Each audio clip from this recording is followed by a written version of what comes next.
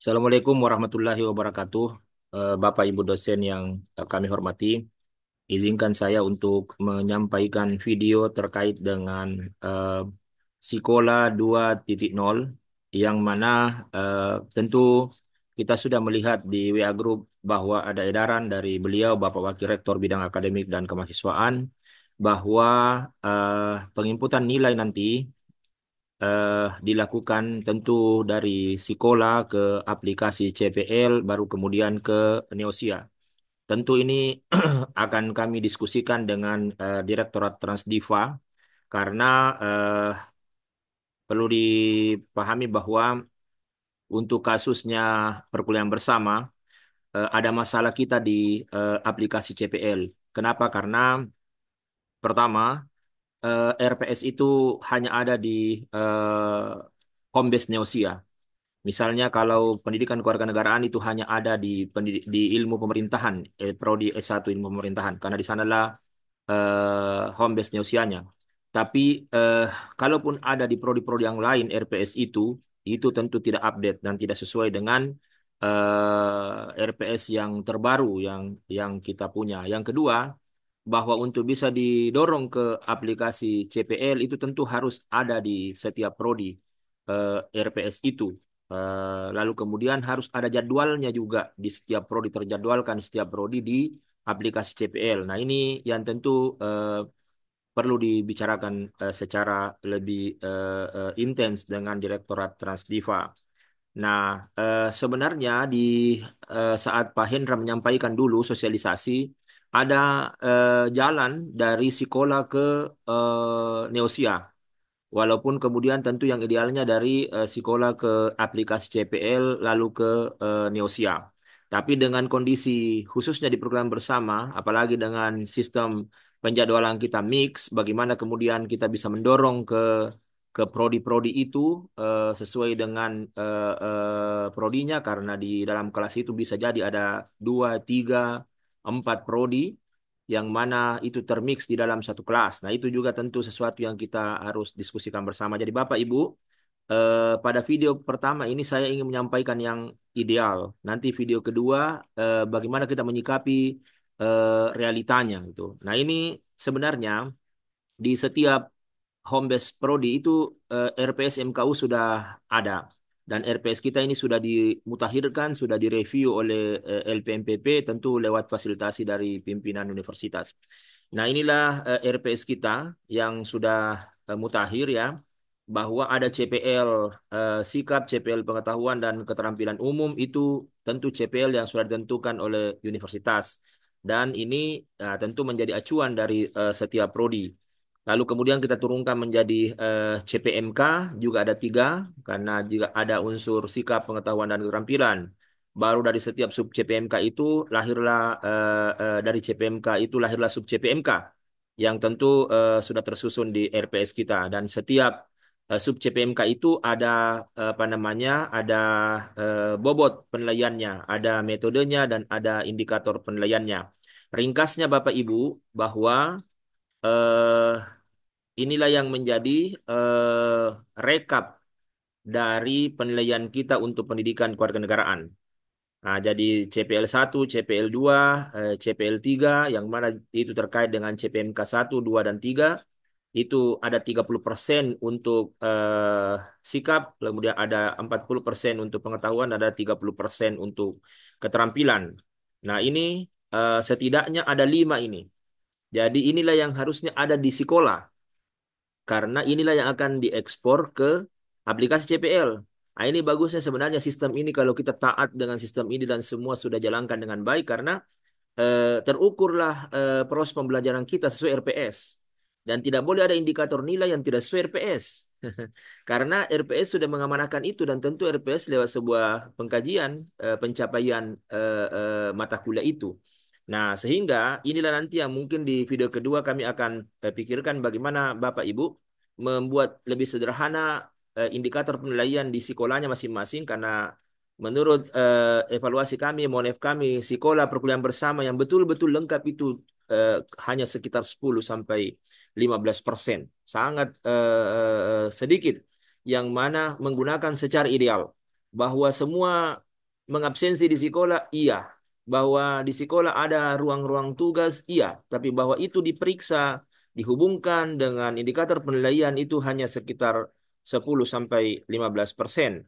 Nah, inilah yang harusnya ada. Nah, kami belum tahu apakah di CPL juga, aplikasi CPL itu juga membentang 5 indikator ini, sehingga pada saat kita klik di sekolah dia langsung masuk menjadi 5 indikator ini, lalu kemudian ujung rekap nilainya masuk ke Neosia itu yang kita belum belum apa namanya mendapatkan informasi lengkap dari Direktorat Transdipa, karena memang ya tentu ada yang teman-teman sudah hatam dengan itu tapi mungkin hanya sebagian kecil. Jadi setidaknya ini Bapak Ibu yang kemudian nanti ada di apa namanya di sekolah kita. Eh, Baik, itu gambaran RPS-nya. Kemudian kita masuk ke sekolah. Kami ambil contoh. Kebetulan kelas yang saya ampuh, ya seperti arahan beliau Bapak Wakil Rektor satu bahwa eh, lengkapi dulu, baru kemudian arahkan teman-teman. Makanya ini satu contoh di pendidikan kewarganegaraan 20. Ini sebenarnya seluruh kelas pendidikan kewarganegaraan, pendidikan Pancasila, itu sudah dieksporkan sebenarnya oleh tim hybrid kita seperti ini tampilannya. Jadi sebenarnya sangat lengkap. Cuma memang kami terus terang tidak memaksakan tanda kutip kepada teman-teman karena eh, di edaran awal itu beliau Bapak Rektor menyampaikan bahwa kita harus menggunakan sekolah. Tapi bahwa kemudian pemahaman teman-teman itu sekolah hanya untuk absen. Nah, belum ada penekanan lebih awal bahwa sekolah itu menjadi proses pembelajaran yang berujung pada nilai. Nah, pada tanggal sekian November ini ada edaran dari beliau Pak WR 1 sehingga kemudian kita harus merespon ini. Tentu teman-teman yang tidak lengkap menjalankan sekolahnya itu bisa jadi masalah. Kalau memang betul-betul diterapkan dari sekolah ke aplikasi CPL dan Neosia. Makanya kami sebagai pengelola ingin menggambarkan dulu karena ada sekitar 15% dari teman-teman yang betul-betul lengkap sekolahnya. Nah, sisanya itu setengah, seperempat. Nah, itu yang kemudian akan dipikirkan bagaimana membuat video kedua yang kemudian bisa mencari solusinya. Nah, video pertama yang ideal supaya kemudian jangan kita dianggap bahwa tidak menjalankan sekolah karena sebenarnya ada 15% itu sekitar seratusan kelas yang kemudian menjalankan dengan baik. Nah, ini tampilan sebenarnya di sekolah kita karena kita punya 8 sub CPMK. Ini ada sub CPMK 1 ini sebenarnya lengkap sekali karena dokumen perkuliahan, video, materi, modul ada di sini. Kemudian apa indikator-indikatornya, tugas-tugas sesuai indikator juga ada di setiap sub CPMK. Ini sudah memberi gambaran sebenarnya berapa poinnya, apa metodenya, ya. Ini sudah sampai kemudian di sub CPMK ke-8. Jadi kita hanya punya sub CPMK 8. Nah, di pekan ke-16 ada kuis, ada ujian akhir semester, tapi sebenarnya ini hanyalah mengukur sub-sub CPMK yang dilewati sesuai dengan RPS. Kalau di RPS mengatakan ada metode, ada indikator penilaian tes, maka kemudian tentu ada tesnya. Nah, ini hanya ada di sub CPMK 2, 3, 4, 6, 7, 8. Berarti di 5, 1 tidak ada menurut RPS. Jadi inilah sub CPMK yang diukur dengan tes. Nah, itu akumulasi nilainya secara keseluruhan 100. Nah, ini tentu berat, tapi itulah tugas kita sebagai dosen. Yang perlu dipertegas teman-teman tabe, teman-teman yang ideal ini menggunakan sekolah. Yang pertama harus dicek dulu nilai. Jadi di laporan nilai, di buku nilai ini ya mesti 100, Pak. Mesti kalau Bapak Ibu sudah 100 di sini, baru memberikan penilaian, itu berarti aman. Tapi kalau tidak 100, lalu Bapak Ibu memberikan penilaian, itu susah karena memang harus diatur dulu ini buku nilainya. Baru kita memberi penilaian di depan. Karena kalau kita sudah memberi penilaian, kita susah untuk merubahnya lagi. Kita harus hilangkan penilaian itu secara keseluruhan, baru merubah bobotnya. Nah, sehingga tentu ini yang di awalnya. Masalah sekarang karena kita sudah di pekan ke-15, baru kemudian kita mau menekankan dan memaksakan tanda kutip sekolah ini digunakan nilainya. Nah, ini tentu Bapak Ibu hampir semua ini tidak sesuai di sini, tidak 100. Karena kan kalau kita mau validasi masuk ke Neosia, tentu harus 100. Karena rentang nilai untuk dapat A itu kan paling tinggi 100. Biasanya teman-teman ikut di sini. ikut kehadirannya. Jadi kehadiran itu Bapak Ibu kalau misalnya eh, di sini tertulis 200 berarti di kehadiran itu ikut. Nah, makanya kehadiran itu diklik tanda 3 titik ini Bapak Ibu baru edit itemnya, baru di sini klik ini bobot disesuaikan baru kasih nol, baru kemudian simpan perubahan. Maka kemudian kehadiran itu tidak dinilai. Tidak dinilai dalam arti tidak dinilai dalam bentuk pembobotan keseluruhan, tapi bisa menjadi pertimbangan untuk memberi nilai keaktifan karena tidak mungkin dia aktif kalau tidak hadir kan kira-kira begitu. Makanya diberikan pada bobot keaktifan. Tidak diikutkan. Kalau diikutkan Pak ini kan 100. Belum buat tugas, belum diskusi, tiba-tiba belum ujian, tiba-tiba 100. Berarti dia sudah A. Nah, jadi kehadiran ini bisa saja sebenarnya dikasih bobot 5% atau 10%, tapi itu harus di awal. Kalau kalau sekarang tidak bisa karena kehadiran harus dinolkan semua dulu, baru bisa merubah bobot. Nah, memang harus dikerja di awal ini Pak, di awal semester ini memang sebenarnya. Jadi kalau misalnya teman-teman eh, menggunakan ini dengan baik, maka kemudian eh, edit di sini kasih nol kehadiran, maka dia akan menjadi 100 di sini. Nah, untuk kelas yang kami anggap ideal ini Bapak Ibu memang ini sudah terperiksa. Misalnya di sini di forum kita kasih topik, ini mesti harus diperiksa. Nah, ini sudah diperiksa semua, ada angkanya ini, kemudian masing-masing ada angkanya. Ini sudah diperiksa untuk topiknya dan ini diperiksa setiap pekan. Yes, diperiksa setiap pekan.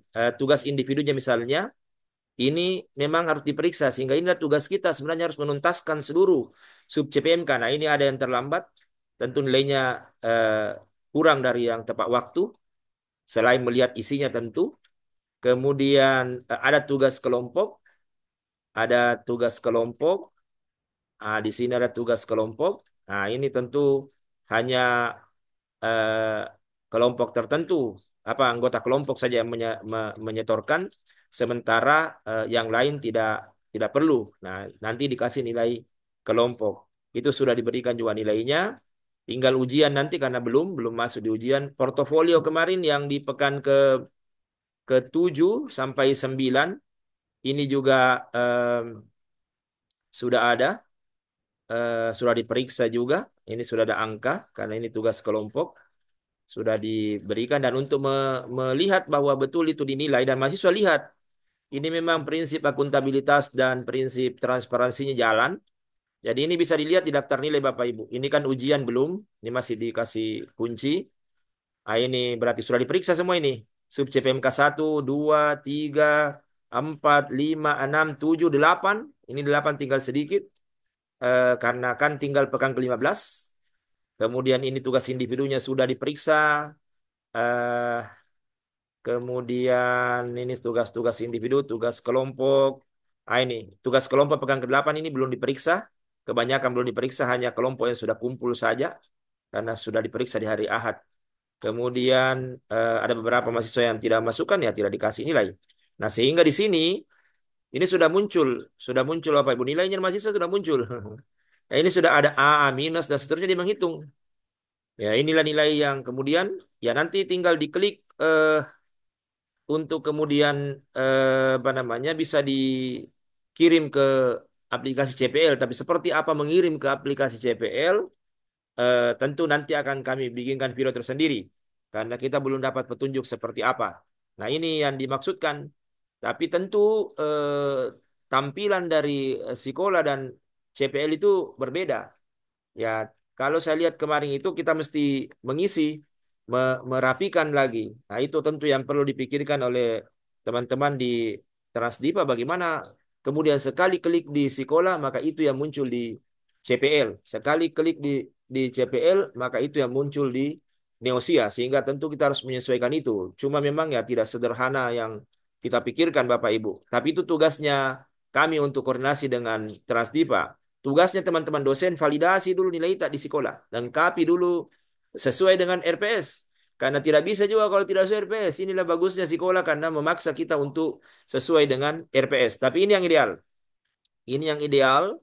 Sekali lagi yang ideal Bapak Ibu sudah muncul semua diperiksa lengkap ini dan harapannya sebenarnya adik-adik khususnya yang dosen muda ini, utamanya dosen tidak tetap, ini mesti harus melek dengan sekolah karena ya kita menggunakan selama ini teman-teman yang DTT untuk mendampingi dosen-dosen ASN itu harapannya supaya sistem ini jalan, supaya kami juga punya apa namanya punya kekuatan untuk memberikan apa namanya penjelasan bahwa kita memang butuh DTT karena ada keterbatasan jumlah dosen menjalankan sistem kita selama ini. Ini yang ideal Bapak Ibu, tapi bagi teman-teman yang ideal, yang pasti jamin bahwa di sini memang 100 tuh.